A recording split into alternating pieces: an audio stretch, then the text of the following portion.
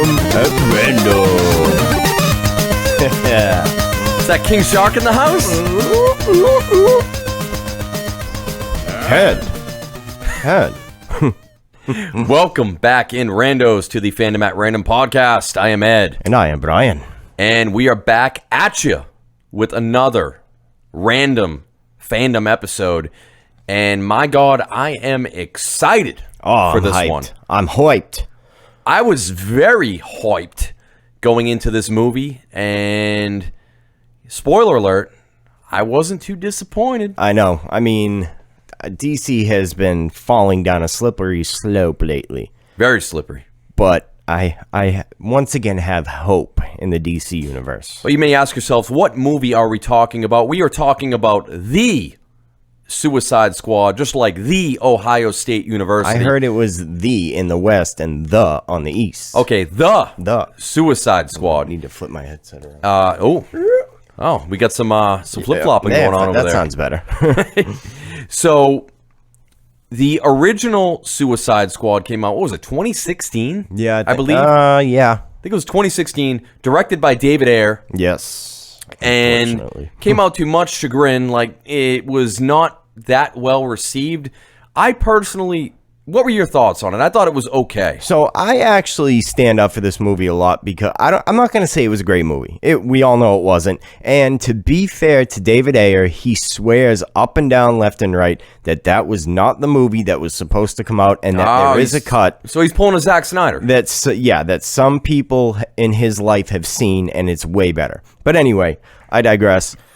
I liked it. It was entertaining enough. It was nowhere near good or great movie, but I don't think it's as terrible as everyone else likes to say it is. Yeah, I would give it a solid, probably like a 6.5 out of 10. Yeah, actually, that's right around where I'm at. Not terrible, but okay. Yeah. But today we are talking about the Suicide Squad. So DC was like, okay, we need to bring in the big guns, and they brought in the gun. James Gunn, the smoking gun. One man's canceled trash is another man's treasure. Yeah, exactly.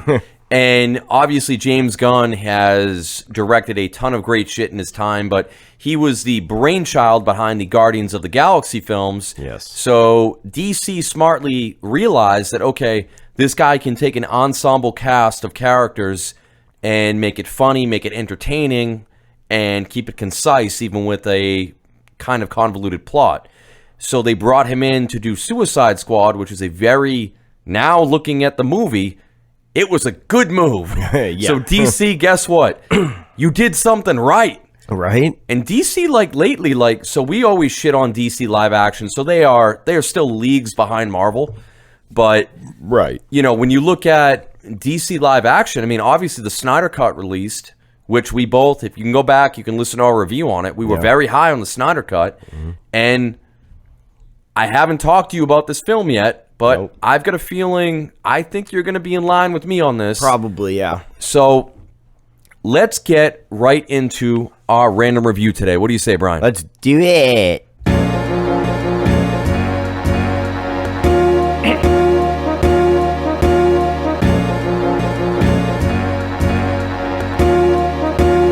Hey, Mr. J. When I see red flags, I'm just going to kill them.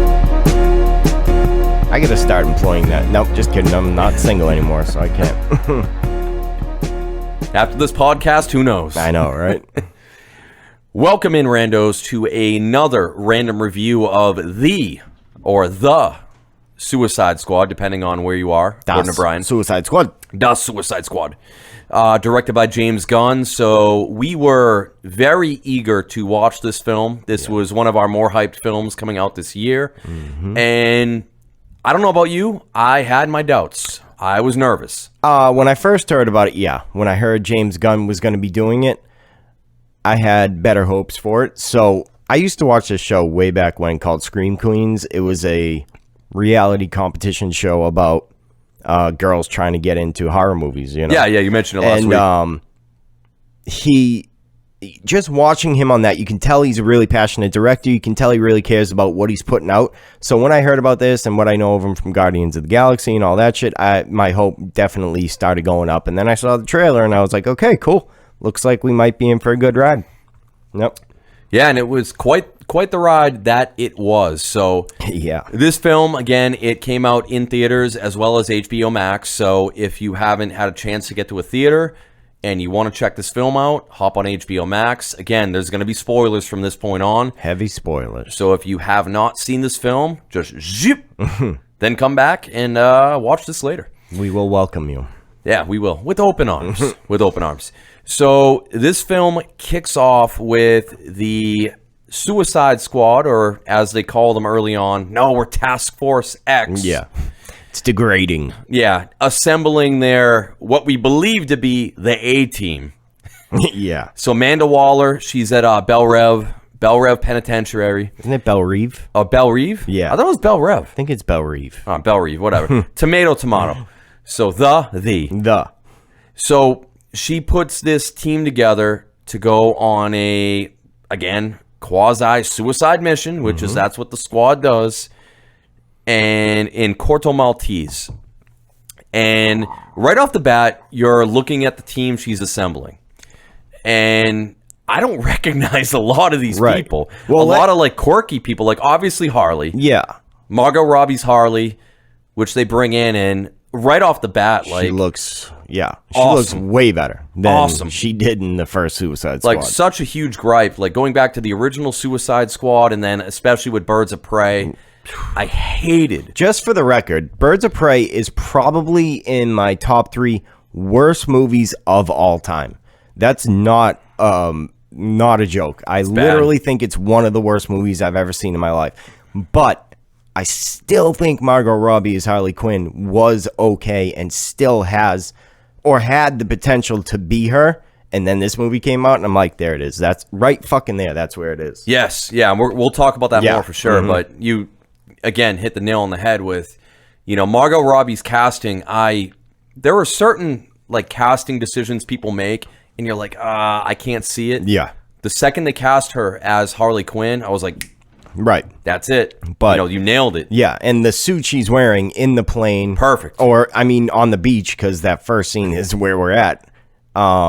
It looks like a Suicide Squad Harley. Like, Yeah. right out of the gate. Not something to ogle at, not something to attract the male viewers, just the Suicide Squad Harley Quinn. Hell, the first line she has is, "Sorry, I was doing a number 2." Yeah, it's like, all right, this is a different Harley we're getting. All right. So they all hop on the plane, they all assemble, and you get, again, it's like a bunch of like, I don't want to call them D-listers, but you and I know DC Comics pretty well. Yeah. And I wasn't super familiar with a lot of these people. No.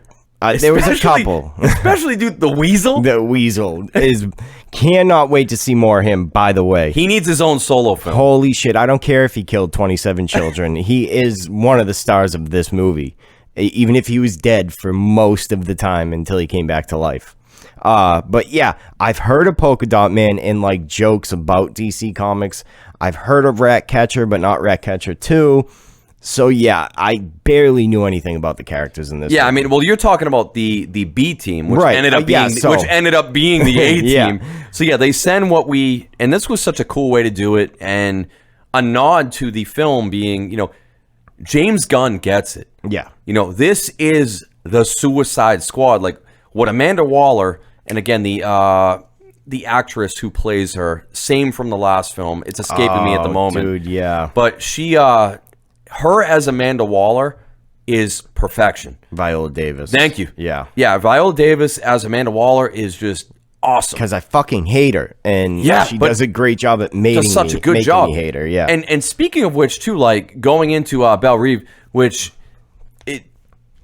having like the people that are working there and working under her, Yeah. like immediately, like you're like, holy shit, like this is fucked up. Like they're putting like money, Right. and bets on like, all right, who's gonna die? That's who's gonna do another this? thing I liked. They were like real people. Yeah. It wasn't some black suits who don't talk and wear sunglasses. It wasn't just your average fucking asshole guard. These were just like random regular people that probably had no idea what they were getting into. I mean, yeah, sure, they're betting on the deaths of team members, but who wouldn't, right? Yeah. I mean, they're technically bad guys. Yeah, but technically, until, we'll talk about it later. So yeah, A-Team, they go on the flight, and again, there's kind of like funny moments on the flight, some bickering going on. And, you know, by the way, this isn't the beginning of the movie. We skipped over the part where everybody dies. The first scene, everybody dies. Then it flashes back to showing them getting on the plane and shit. Really? Yeah, because I remember, I'm like, holy shit, they just killed off this entire team. And then they flash back to where the weasel drowns and fucking everything else. So the order, which made it work better, in my opinion, because we go in, we see Savant, Captain Boomerang, Blackguard, TDK, which is, what was it again? The dismemberment kid or something like that? Yeah. And they all played by Nathan Fillion. Yeah, dude. Pete Davis gets his fucking face blown off within, which was my favorite part of the movie. Which within like 5 minutes of the movie, and then Nathan Fillion gets killed by getting his arms that are slapping people shot. How funny was that when he's like, ugh, yeah, and then his arms are just like, and it, psh, psh, psh, psh, like dual slapping people. And then you see his arms getting shot up, and he's on the ground going like, right. Ah! So yeah, this whole first scene is that, and then it like Harley and Rick Flag end up getting busted, and like all the explosions are happening, and then we flash back to Bloodsport in prison with Pete Davis with the toilet paper on his shoe and shit. You know what I mean? And that was just such a, I thought, a great way to start the film. Yeah. And they did a lot of that, like all of a sudden, like, you know, 5 days earlier, or like 3 days earlier. Yeah, and they split it into like chapters almost. So. And it was so good, like seeing that initial team, like that they gave them all like their hype up moments, like the Yeah. slow-mo, like coming up to the beach. They're all going to be badass. And like you just said, they all get wiped out. Everybody except Flag and Harley. Right. And then Savant, who was played Merle, what's his face in Guardians of the Galaxy? Anyway, he starts running away. That part was fucking awesome. He starts seeing the gore and the carnage. He's like, And he just starts running away. He gets his head blown off. It was just a good way to... I knew it was going to happen because they had over 30 cast members for the team alone, I think. yeah, he was Yondu, right? In Guardians of the Galaxy. So I knew they were going to kill him off. I knew they were going to do it probably pretty fast, but I didn't expect that. Yeah, I mean, I didn't expect... Again, it's a movie called The Suicide Squad. You would assume people are going to die, but to kill off, they did such a good job in the trailers. Yeah. Like, because even in the trailers, they were hyping up that A-Team so much. Right. And showing like little clips of them. Oh, we got Pete Davidson. We got like all these high A-list celebrities. Yeah. And they kill them all off right away. And we had to know Weasel was going to be a character people wanted to see. And he was the first one that got offed. Like, did anyone check if Weasel could swim? Everyone just like... so good. Fuck. No, I don't think we did. Yeah. Oh, that was such a great moment. Like, they're all like, oh, shit. Right. And then, yeah, they zoom in on the B team, and it's like the Suicide Squad, you know. Yeah, so they all get wiped out, and then, like you said, they do a little flashback, and then leading up, and then you get to the B team, which the B team is really like the team of the movie. Yes. Led by Idris Elba's Bloodsport. Yep. And we know Idris Elba, amazing actor. Oh, yeah. He has a ton of range. And like you mentioned to me earlier, Brian, was, you know, you were expecting his spot on the squad being the leader, the style, everything with him, you know, it should have been Deadshot. Yeah.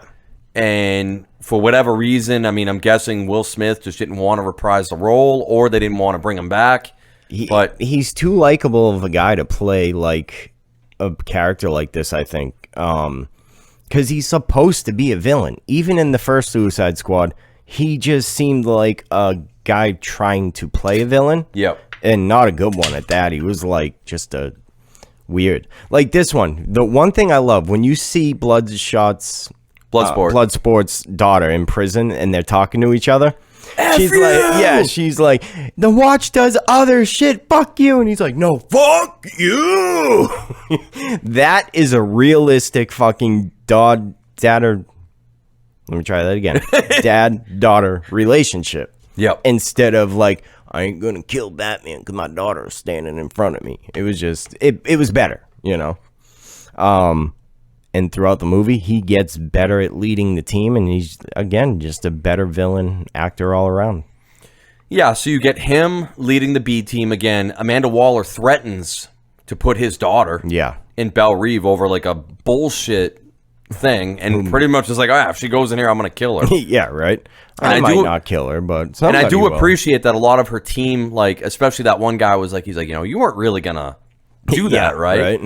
She's like, I done worse. Yeah. I was like, oh, shit. So he ends up taking the B team onto the island, and the B team is awesome. Yes. We have Idris Elba, John Cena, the Peacemaker. the best chemistry in the movie by far. Yeah. Harley, Rick Flag. Oh, no, wait. That's not the B team. Technically, yeah. They don't have Harley or Rick Flag don't yet. become part of that team. You get King Shark. Right? King Shark. Played by Sylvester Stallone, which is amazing. You get Ratcatcher, so Ratcatcher 2. Part 2. And you get one of my favorites. Who is it, Brian?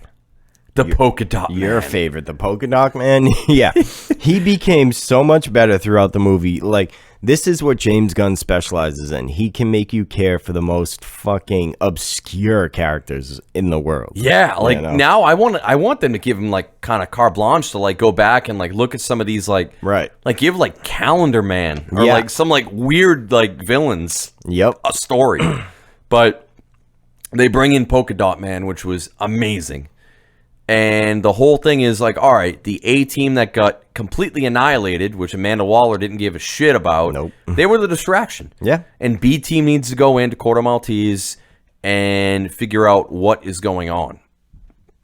And you kind of see like the squad as they go through, they start building the rapport a little bit more and more and more, even though King Shark's trying to eat everybody. Yeah. And, I mean, it starts off with, we think Rick Flag and Harley were or at least Rick Flag was kidnapped by, what was it, rebels that... Yeah, they were going against the Corto Maltesians. Yes.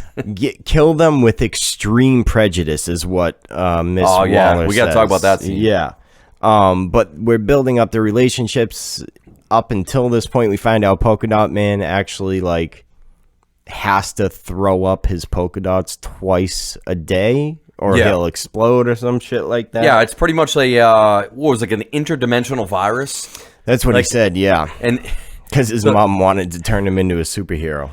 Yeah, and the whole thing like with his mom, like pretty much everyone he sees is his mom. Yeah. That was such a weird like the flashback scene where they're all in the team meeting room and Idris Elba's like, oh, we're gonna die, and he looks over, he's like, God, I hope so. Like, this guy's fucking nuts. Oh yeah. But so yeah, they're traveling through the jungle in order to rescue Flag and Harley, and they fall upon Flag first. And before they get to Flag, they have that little scene where they decide to camp out. Oh yeah. And you see King Shark pick up Ratcatcher.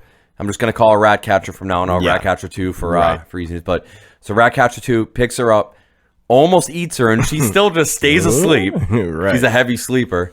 And you get that little thing with, Bloodsport just blasting King Shark.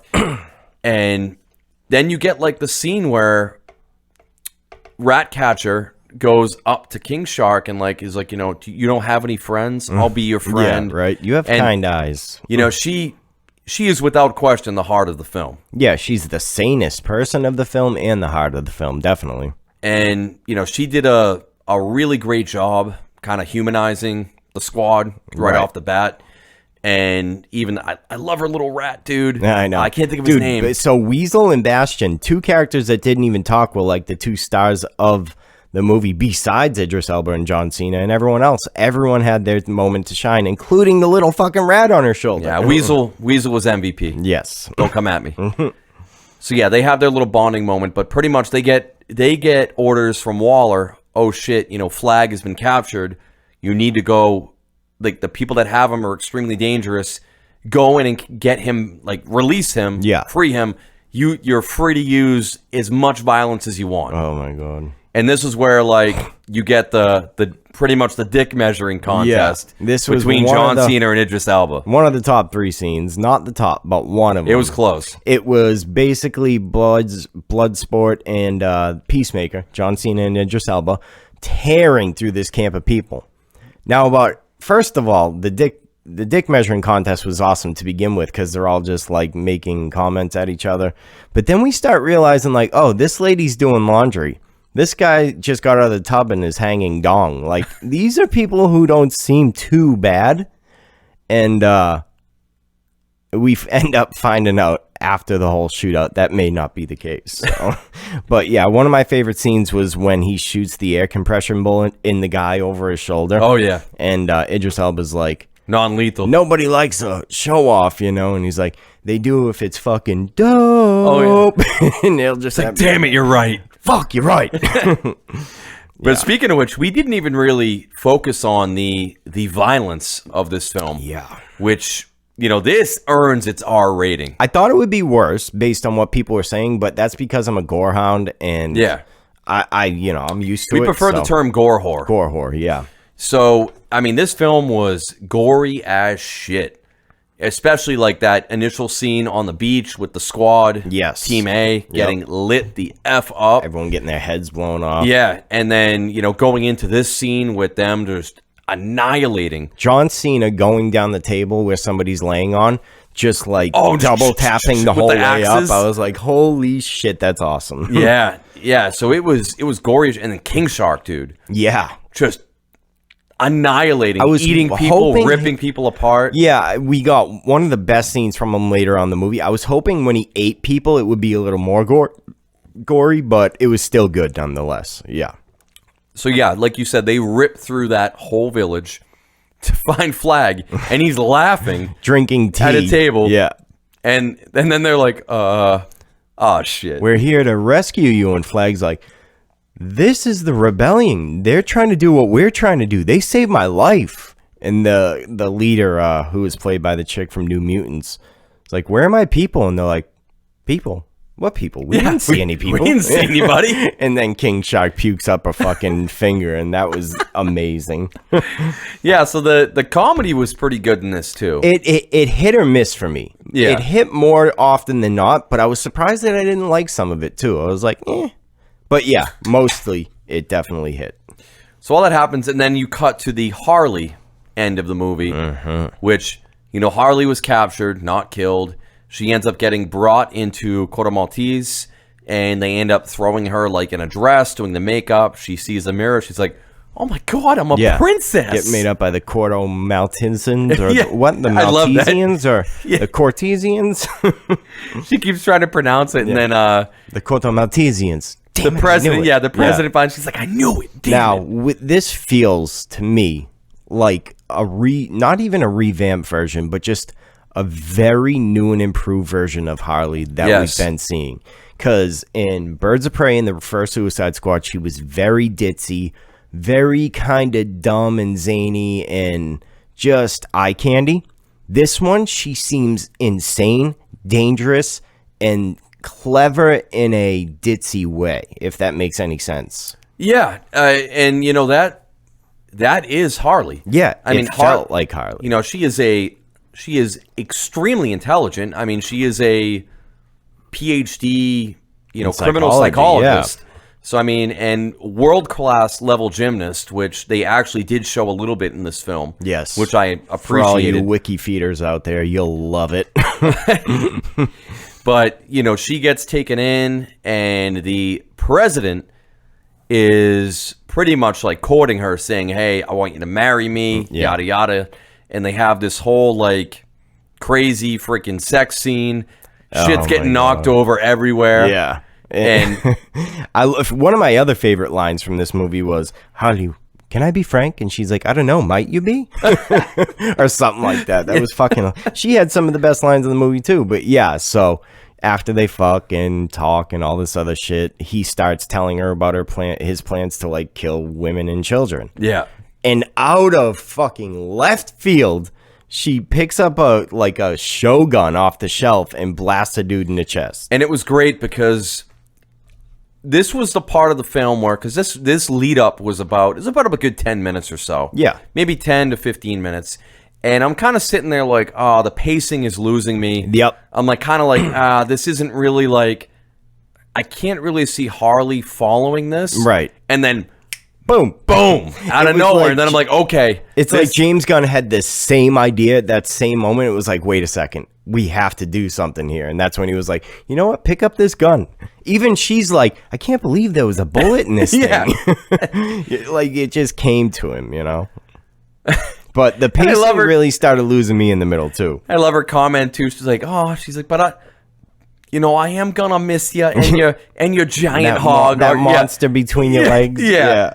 It's good to see a rated R Harley, you know? Yeah, absolutely. And it was great. And then she gets surrounded, gets taken away, and then it cuts back to the B squad again. The BA squad. The BA. We're just gonna call them the A squad from now on, because guess what? Most of the A squad is dead. Yeah. So they got Flag, and they need to infiltrate Corto Maltese to go research Project Starfish. Yes. And the second they mentioned Project Starfish, it's funny because, so my son, I read to him every night, and one of his favorite books that I read to him, because again, I mentioned we're big DC guys, I got him a bunch of books that are kind of like quasi-comics. It's like DC for kids, pretty much. But one of his favorites is, it's literally called, like, Here Comes the Justice League. Guess who the enemy is in that? Starro? Starro. So Starro is the main enemy. No shit. I read him this book literally like 3 to 4 times a week going to sleep. That's crazy. And the Justice League, they assemble, they go to take out Starro, this or that, and they mentioned Project Starfish, and I'm like, there's no way they're going to do Starro. Right. They can't. I mean, I saw it in the trailer, so I already knew. That's why I got to really fucking stop watching trailers. But I thought it might have just been a quick villain moment, not the villain. You know what I mean? Yeah. And damn, am I kind of glad. It came very close to being too cheesy. Yeah. See, I did not do any kind of trailers on this. I wanted to go into this blind. So yeah, you were surprised, but yeah, once they started talking about Project Starfish and then they show it, I was like, oh shit. So Starfish is also slang for a butthole. Yeah, just so we're clear, right? Thank you, Peacemaker. Thank you. So they all end up making their way, sneaking into the city. Yeah. Another one of my favorite scenes, like when they're getting ready to sneak in, they're getting disguises. Yeah. And King Shark's like, I wear a mustache. Mustache?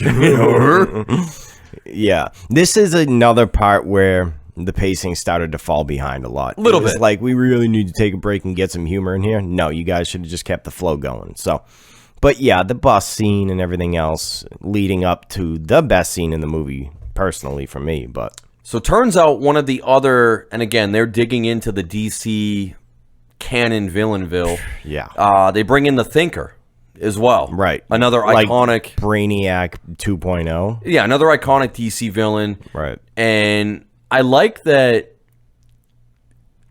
at times in this film, and James Gunn is really good at this, like, he can keep things serious. He does not mind making things, like, campy as fuck. Right. Either. Yeah. And, like, you look at, like, the Thinker, and you're like, holy shit, like, this is campy as shit. With all, like, the giant, like, and you nodules coming out of his head. Yeah, you would have thunk him to be the big bad of this movie, where really he's kind of just falls into the hostage situation. And a little bit, yeah. We get, like, a second Presidente that turns into the evil douche who burns birds down. El Presidente. El Presidente. Yeah, so come to find out, they need to track down the Thinker because the Thinker has been working with the Corto Maltese government on Project Starfish. Again, this is everything that Amanda Waller is telling them. Yep. They're like, you need to get the Thinker to get in there. Yep. But being held at Jotunheim, this big building in the middle of the city. But before they go to intercept, Flag finds out that Harley's still alive. Yeah. So he's like, oh shit, Flag is...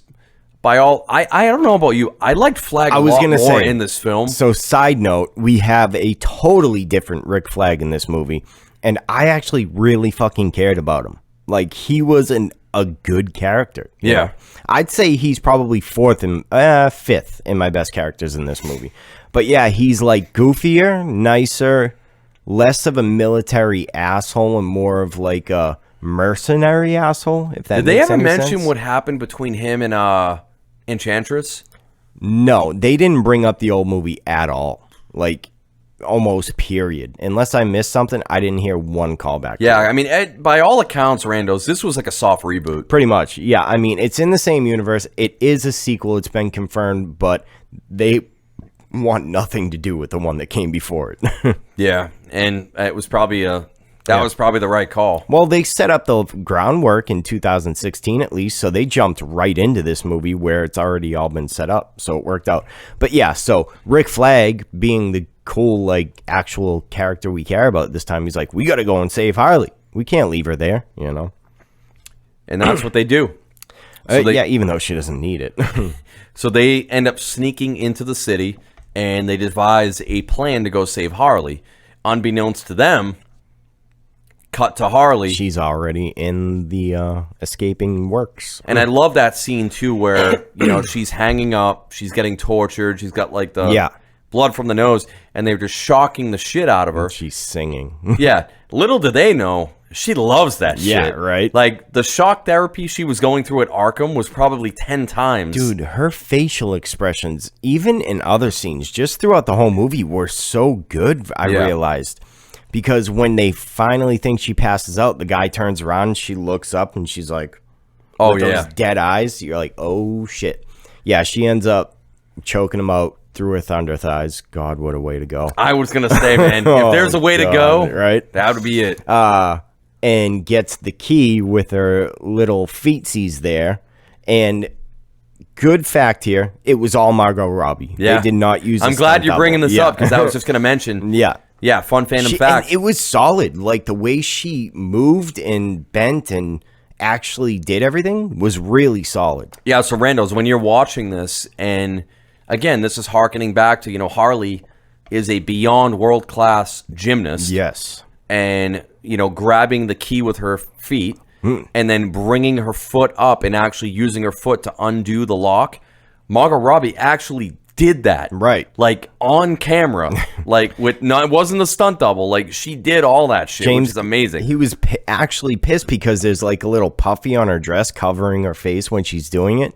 And he was so mesmerized by the scene that he didn't cut it off. And he was like, my biggest regret is not showing her face during that whole moment because it was actually her, you know? Yeah. So, yeah, she ends up getting out of the cuffs and then just hell breaks loose. Fucking tears through this place. And I can't think of a scene in the DC universe, period, never mind in any movie, where I had so much fun but felt like so enthralled by it. You know what I mean? The scenery, Margot Robbie's acting, and everything else, it just was perfect. Yeah, her just going through and laying waste to everyone. And I love a lot of it too, like with the flowers shooting out everywhere, this and that. It was so good. It was kind of a James Gunn, like when he talked to Margot Robbie and the character, kind of said, hey, like, I'm thinking of doing this because, like, I'm envisioning, like, when Harley is doing all this shit, this is what she's envisioning. So, not seeing the blood, not seeing this or that, but she's seeing all, like, the joy, again, seeing things like flowers it's and like just her, rainbows. She's insane. She looks angry, but everything going on around her is, like, bright and fluffy, and they tried to do it in Birds of Prey and failed miserably. James Gunn did it perfectly. I just remember thinking that scene where she's yelling and the flowers burst out behind her. I'm like, dude, I'd get that tattooed on my back. Like, literally that scene, that moment, I would get tattooed easy. You wouldn't even have to ask me twice just because of the visual effect of it. All right, Rando, so the GoFundMe will be going live soon for Brian's tattoo fund. Hey, you start a GoFundMe for the Harley Quinn tattoo, and absolutely, we hit the goal, I'll get it. Yeah, but it was great, though. I loved she just goes and she lays waste to everybody. That and the gun scene in the little circular room where she's like... Yeah, I mean... Holy shit. Yeah, dude. very cinematic. Yeah. That was cool. I appreciated, too, that they showed, like, some of her, like, again, the acrobatics, the hand-to-hand combat once after that, and she got in the room with all, like, the prison cell, like, the gates. Oh, yeah. And she's just fucking people up. Yeah, dude. So it was. It was one of the greatest scenes in the movie, and she gets. Well, actually, we cut back to who is it? Rick Flag and Bloodsport. Yes, on the sidewalk, on the side of the building, and Bloodsport starts to climb, like literally rappelling up the building. It reminded me of Adam West Batman. Yeah, like him and Robin slowly going up. No, in James Gunn's head, that's what he's thinking. He's like, this looks like an old school Batman scene. And then Harley Quinn's just like, what are you guys doing? We're here to save you. It was actually a really good plan. You were trying to save me? And it was, oh man, it was just so good. I can go back inside. Yeah, I can go back in if you want. You can still go. Honestly, this is when the movie picked back up. I'm like, okay, it's back. We're back. The flow's back, and I love it again. Yeah, so at this point, Flag is back, Harley's back, and they've got the full crew. Yep. So they end up going, at this point, they need to get the Thinker so they can sneak into the Corto Maltesians base. I knew it. And again, at this point, they've got the new president because Harley iced the old one. I don't know if we skimmed over that. We mentioned that. We mentioned that. Blast him away, but he's a little drunk. Sorry. No, that's fine. That's fine. So now it's full steam ahead. They need to get to the Jotunheim building. And stop Project Starfish. Project Butthole. Yeah, Project Butthole. Yeah. So they end up going to... Amanda Waller gives them intel that... I don't know if it's Waller or it may be the locals, but in any case, they find out intel that the Thinker goes to a particular bar. Right. So they end up sneaking in there. They wait for him to come in. And before that, they have like another good kind of like bonding moment between the squad. And they're having drinks, they're dancing. And again, you see a lot more with Ratcatcher. And you kind of see like there's almost like a father-daughter relationship building with Bloodsport and Ratcatcher. Yeah. And he's kind of realizing like, oh shit, like I am a shitty dad. Like I probably should like step up and be a good dad. Yeah. So just to want to point this out real quick, this is the difference between 2016 Suicide Squad and Ghostface. No, I'm just kidding. And James Gunn's Suicide Squad. James Gunn is very subtle about how he's building these relationships, right? So this bar scene, while it wasn't too long, but we got a lot of key moments that built up these relationships between the characters.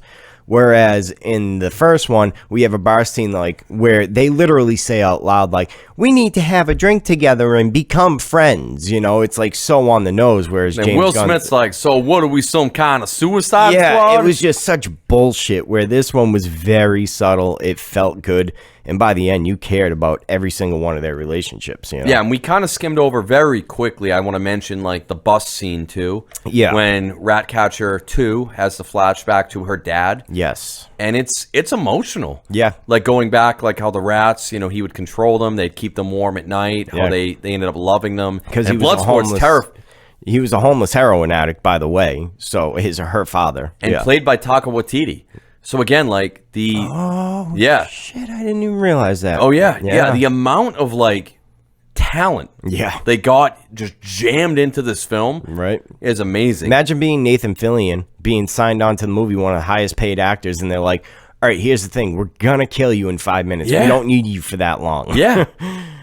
Hey, dude, they brought in Stallone. Yeah, I know. Stallone to be a shark and say like very basic lines. It was big, yeah. Mm-hmm. But yeah, that moment was really good.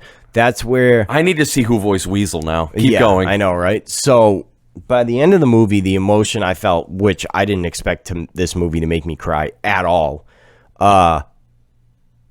it was Ratcatcher and her backstory. And then, to my surprise and everyone else's who's probably seen this movie, fucking Polka Dot Man, because when we get to that moment, we'll explain it more. But yeah, her backstory and her father and everything else really added the weight of this movie by the end of it. So yeah, I appreciated that bus scene. Weasel was played by Sean Gunn. Jeez. Oh, James that's Gunn's right. brother. I knew that because somebody had made a comment and was like, dude, I would love to see the motion cap for Sean Gunn on Weasel. Yeah, so in the bar scene, they all end up getting busted. or whoever busts into the bar looking for them.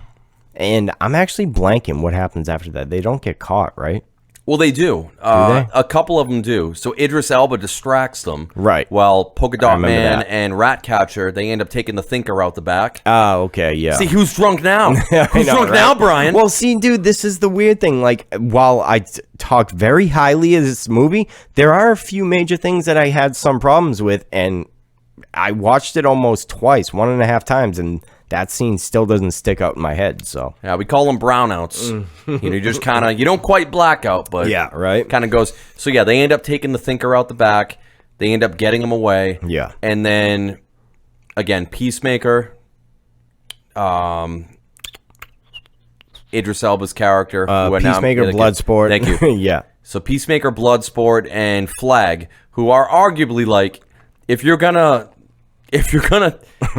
try to like handcuff and take away a couple members from this team, Probably the wrong ones. Those aren't the right ones to Yeah. like keep together. They're definitely like the Oh, I'm remembering now because they end up The armored in the car. back of the armored car, right? And they talk about the one-hit kill, the one-hit kill. and it's like, oh, mostly just a myth, unless you really know what you're doing. And then they're all like, Oh, yeah. and fucking kill all the cops in one hit. Yeah, that was super badass.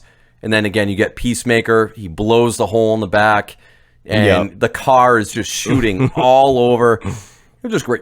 I want to mention too, like, I want to give props to John Cena Yeah, real quick. dude, Like, yeah. so a lot of people write John Cena off as like, especially like his acting, like Yeah. he's one-dimensional, completely shitty. Like, I think this was his best role I've ever Well, seen him let's in. be fair. He is kind of one-dimensional, but in the best way possible, because his two best roles are, oh, dude, that one comedy movie, Cock Blockers. Yep, he was great in that. He was great in that and in this. And it's, if you really think about it, they're kind of the same character, like uptight, but very funny people, you know? Yeah. But yeah, he committed to this role, and it really worked for him. Yeah, so that whole thing, they end up killing those dudes. The thing flips. Conveniently, the cavalry's right there. Yeah. You know, Ratcatcher, everybody else. They end up hopping in the van, and they end up going to the research facility at Corto Maltese with the Thinker. Yep. And they end up sneaking their way in. They use the Thinker to sneak in there, and then they start setting the detonation charges. Yeah. And I love, you know, King Shark. He makes like the little peacemaker. Peacemaker. He's like, peacemaker. Stick it to the wall. Although that's really nice. Thank you. Yeah. So they're setting up to blow this place to Kingdom Come, and yeah. After they plant all the explosives, actually, dude, this is when King Shark really came into play, because he had two scenes where it was magical. Like, they finished planting the explosives. Everyone's like, we got to get out of here. Let's go. And he just, like, literally prances up the steps like, huh? What do you mean? You know? Yeah. And then ends up in the jellyfish room. So that was perfect. And he's dancing around. He's like, new friends. My new dumb friends. Yeah. I loved King Shark, Oh, man. yeah. He was really good. He was so good. Oh, we completely skipped over, or I don't know if we got there. Did we get there yet? Maybe not. Oh, the Milton. The Milton scene. Well, I loved that too. We Like, skipped over the rain scene. did we? Yeah, because they're in the building at this point. The rain scene is them going into the building. Oh, like the slow walk. Holy shit, man. So my second favorite scene behind the Harley one. Yeah. It is them getting off the bus. It starts pouring out, and it's so rainy and white that all you see is the characters close up. We get King Shark literally ripping a soldier in with the half in lightning slow bolt. motion. Yeah. Yeah. And then, I mean, we just get all the characters in their glory. That was an amazing scene. And then that's them on their way into the building, I believe. So yeah, we skipped over that part. Yeah, I need to actually hop in the lore too with DC and look up Bloodsport a Yeah. little bit more. Mm-hmm. I love like the whole like how all these different like killing mechanisms on his suit, Right. and like especially like that he was doing like almost like a crossbow. Yeah. Like the silent. It was like a slingshot crossbow type thing. And then again, Peacemaker with like the deadly blow darts, just taking people out. So that was pretty badass. But, you know, they end up getting into the building with the Thinker's help. And like you said, they start setting the detonation charges. Yeah. And then a couple of them make their way down. Right. So you got Peacemaker, the Thinker, Ratcatcher, I believe. Yeah. And Flag. So they make their way down while all the others make their way up to set charges. And when they get down there, they realize what the Thinker's actually been up to. They finally see the experiments he's been working on. You find out that, yes, it is in fact Starro.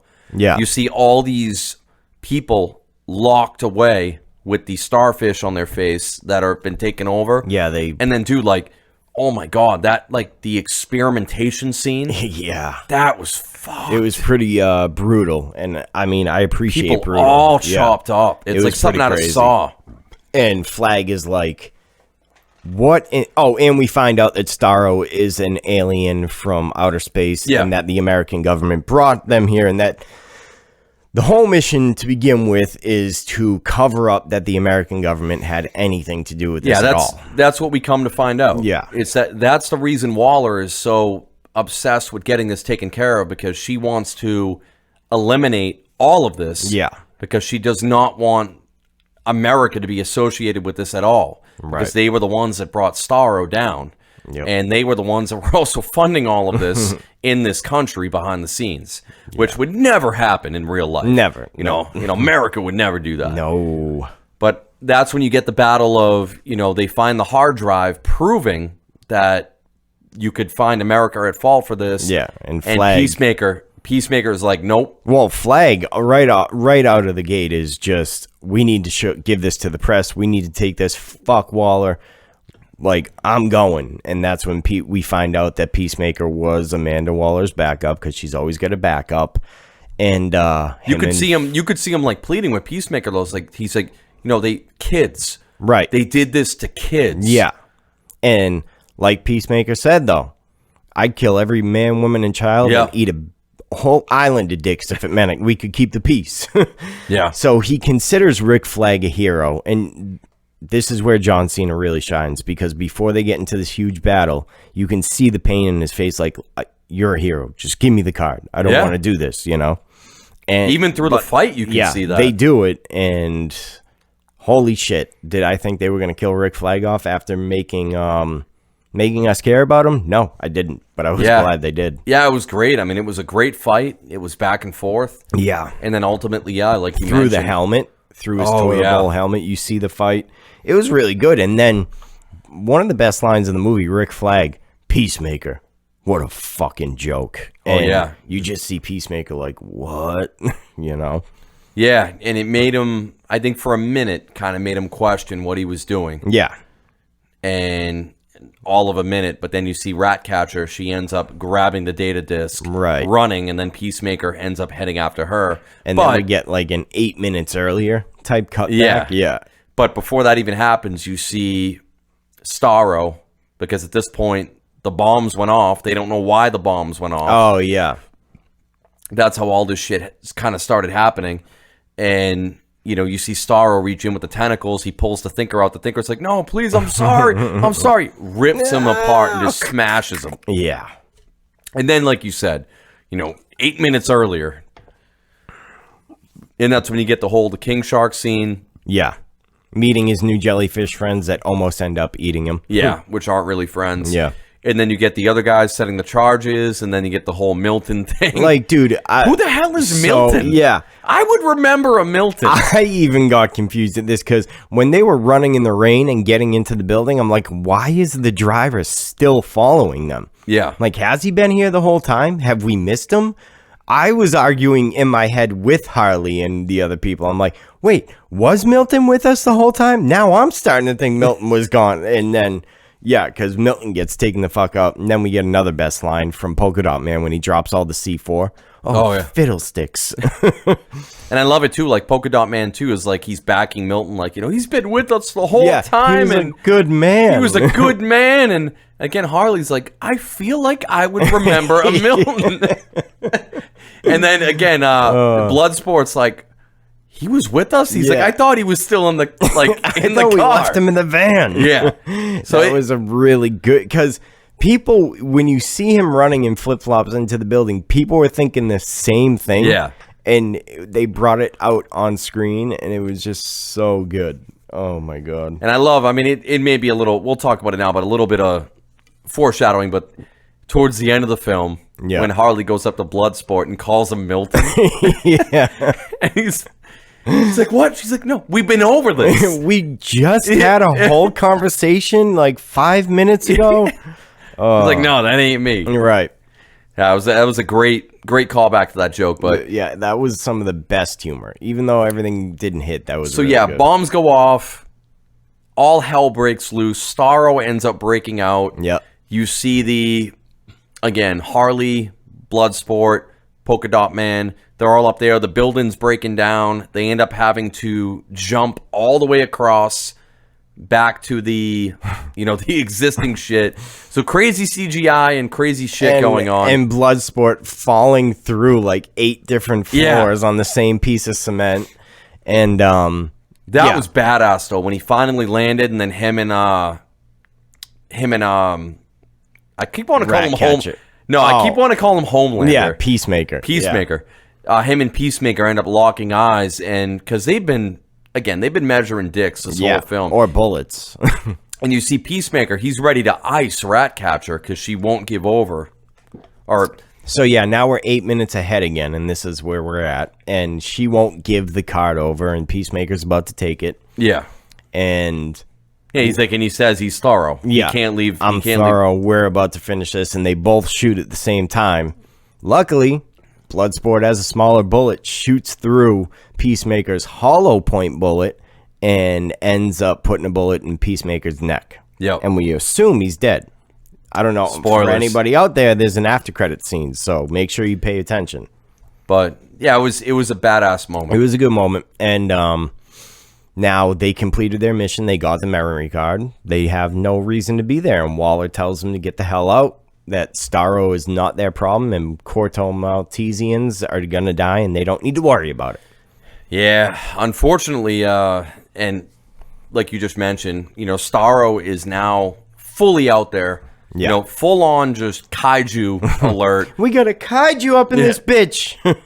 Which, I'm a big, OG Godzilla fan and this or that, and I loved how, I thought he looked pretty good, man. Yeah. The CGI. Right. Especially on, the face effects with, the mini Starros going on people's faces. That looked pretty damn good. And, when one of the tentacles is rising in front of Harley. Yeah. And you get, a really close Dude, my tentacle always rises in front of Harley. Yeah. Well, I mean, I was going to talk about the warts all over his tentacles, so I guess that makes sense. No, but oh, no. It was good. Yeah, the CGI, honestly, I'd say most of the time was really good. King Shark, Starro, it was it was pretty solid for the most part. And Waller's like, if you guys don't turn around and come home, I'm going to blow all you to King to pink, and just gets a golf club off the back of the head or whatever the hell it was. Yeah. That was great. That was finally the rest of her crew being like, all right, yeah, you're unhinged. Yeah, the rest of her crew finally realized what was going on, knocked her the hell off her high horse. So then you had Idris Elba's Bloodsport be like, we're canceling the apocalypse. Yeah. And they go after Starro. And one of the most grossest villain defeats ever, I think. It's amazing. Yeah. But I love, so to kind of so to start it off with the fight, you get Bloodsport kind of coaching people on what to do. He says, Harley, take the high ground. And I love, we kind of didn't mention this too much, but the spear. Yeah. The javelin she was given at the beginning of the movie. And she's like, why am I holding this? Why? For who? Yeah. Why? For who? Why? So she's been holding it and bringing it with her the whole film because she doesn't know what she's supposed to do. And she's finally like, I know what I need to do. Yeah. So she takes the high ground. You've got everybody else on the low ground. Right. You know, you've got King Shark jumping out, biting Starro. You've got Bloodsport being super badass. Yeah, with all his different gizmos and shit. Finally breaks into the leader role. Yeah. And I mean, they don't try and make him out to be more than he is. Like, he doesn't go after the giant starfish. He's shooting the people that are coming after him. Like, that's his limit, you know? Yeah. But his main power is being the leader of this team. He's like, Harley, that's Joker, and Polka Dot Man, that's your mother. Go and get it. And that was hilarious seeing, like, again, whoever the actress is, whatever, that plays Polka Dot Man's mother, just smashing the buildings, this or that. I'm like, what is happening? The real kaiju, but let's just talk about his power being very OP, too. Like, they could have used that for a lot. So, you know, he was arguably the most OP out of all of them. Yeah. And he ended up, when he unleashed, like, his polka dots again at Starro, he completely took out, like, one of his tentacles. And Starro didn't like that. And he starts shouting, you know, finally, I'm a hero. I'm a superhero. I did it. Splat. And I loved it. The emotion that came out of me when that happened, I was surprised by. It took me off guard. I was like, oh, I actually kind of liked him. Shit. Yeah, I loved it. I loved it. It was I really absolutely good. love that no one was safe in this film. Yeah, no, except for Harley. We knew Harley was safe. Yeah. There was no way she was going to die. Other than that, everyone was fair game. Yep. So they end up doing all that, and then, again, the heart of the film, honestly, Ratcatcher. Oh, yeah. She ends up calling all the rats in. They end up jumping up on Starro, nibbling on him, distracting him. So we didn't actually, yeah, you might be going in the right order, because I was going to say, then we get Harley with Javelin. So, yeah. So, first, the rats are all climbing up Starro, distracting him. Harley, all the way up top, she's got the Javelin. She jumps right into Starro's eye, smashes through, creates an opening. Yes. And then all the rats start pouring in after her. And she's swimming in the vitreous gel. Yeah. And the rats are all swimming around her. And again, the music kicks in. It's like, ba-da-dum, ba-da-da-da. It was a We nice didn't talk scene. about the music that much either. Right. You could tell, like, this is a James Gunn, like... This is going to be one of my positives and negatives, actually. So I would like to talk about it, definitely. Yeah. But we could talk about it now. Go ahead. All right. Well, so the music was amazing. The soundtrack is thebomb.com. But it felt like it fell victim to the Guardians of the Galaxy Suicide Squad thing, where it was a little overused. Like, more sound effects, less music would have maybe helped it a little bit. You knew every time a scene cut in that another classic rock soundtrack was going to pop up. Dude, I love classic rock. Don't get me wrong. It just, every time a scene cut, you knew you were going to get something. James Gunn, man. It's what he does. It is, yeah. So, like I said, because I love the music, it's a positive. But because I'm aware that it was overused a little bit, it's a little negative, too.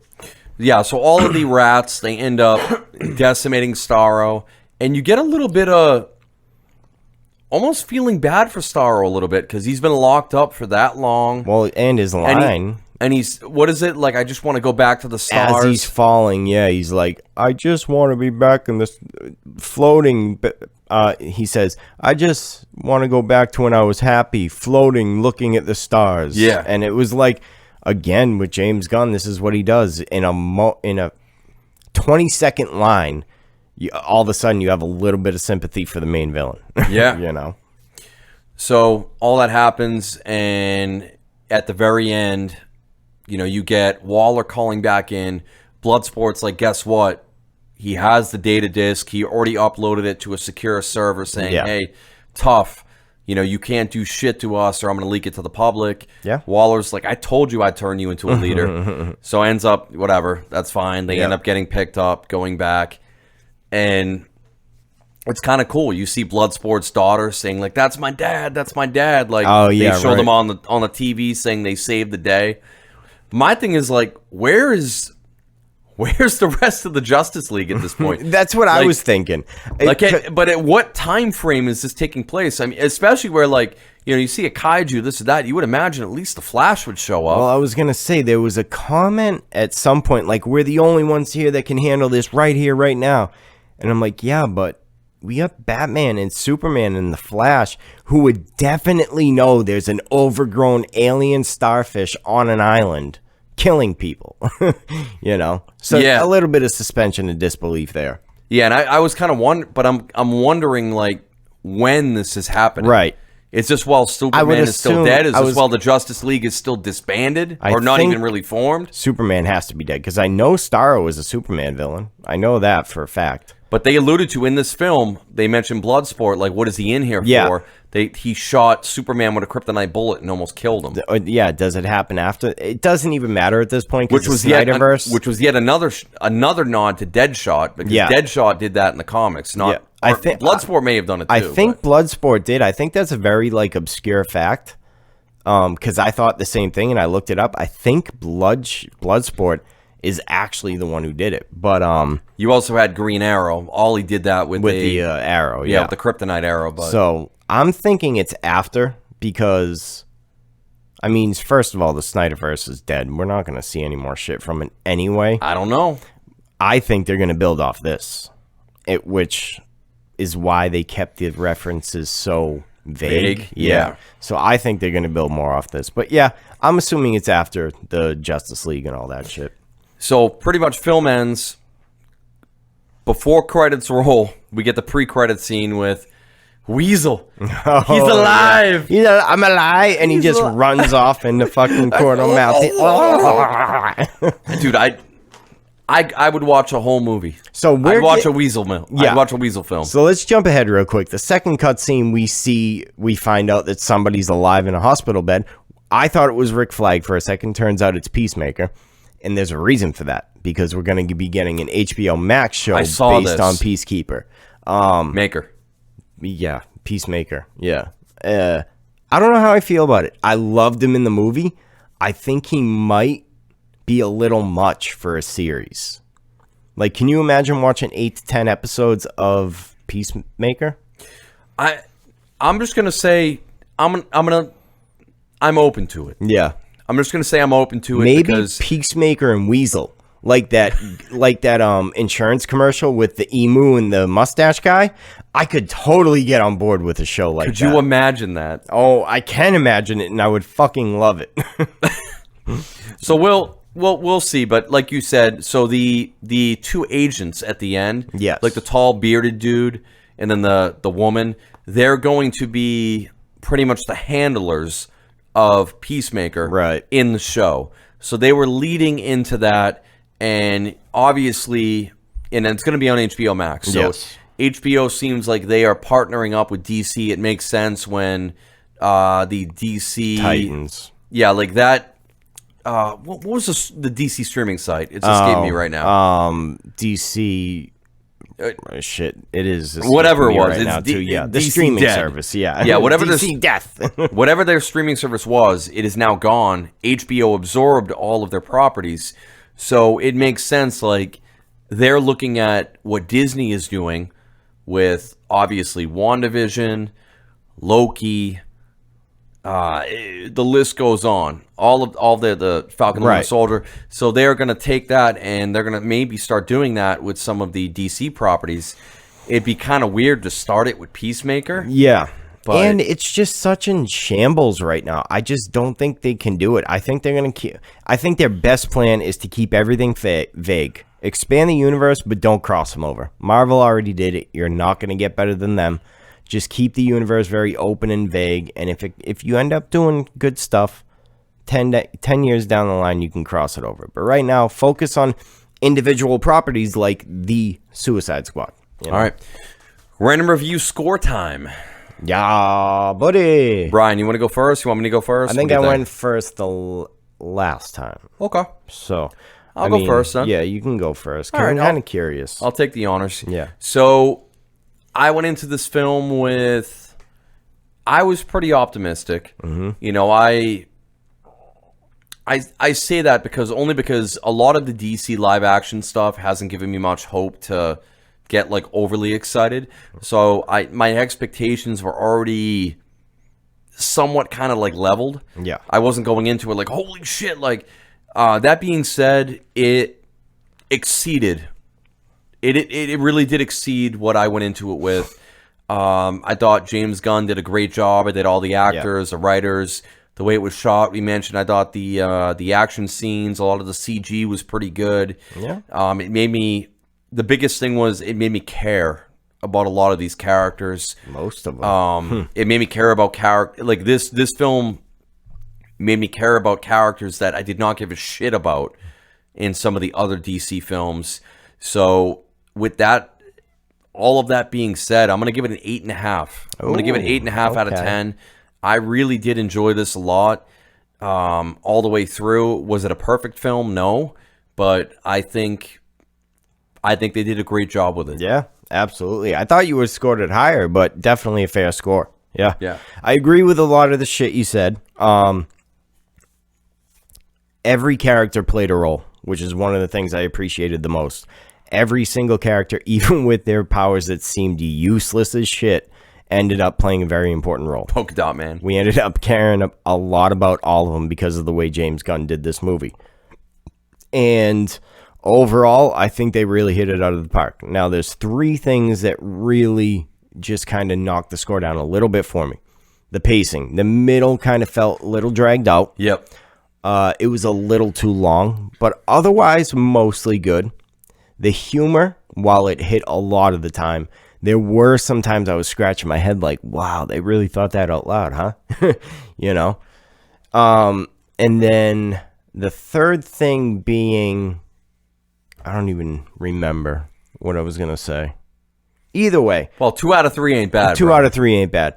It was a really good movie. I want to give it a high rating, but I don't want to break the 9. So this is why I like us doing 10s, because I give it an 8.9 because I think it was really great. Honestly, one of the funnest and best movies DC's done in a while. It just, I've heard people calling this like a masterpiece. No. I'm like, okay, guys, calm down. It was really fun. It was done really well, but masterpiece by no means. No, you know? No, it was for DC movies. It was very, very good. Right. In the contrast of DC movies, very good. But in the contrast of masterpiece movies, let's be real. They were fighting a giant fucking starfish at the end of the movie. So, but yeah, 8.9 is my score because, like I said, it's really good. I just didn't want to break that 9.0 barrier. All right, I like it. Randos, thank you very much for sticking with us all the way through. Thank you, sir. We'll be back next week with another random review. Ryan Reynolds, Free Guy. I'm good on that too. I'm excited. Looks excited good. for that. Should be good. But again, fandomatRandom.com. All the ways follow us, like us, watch us. You know the drill. We'll be back, same time, same channel. Later, Randos. Later.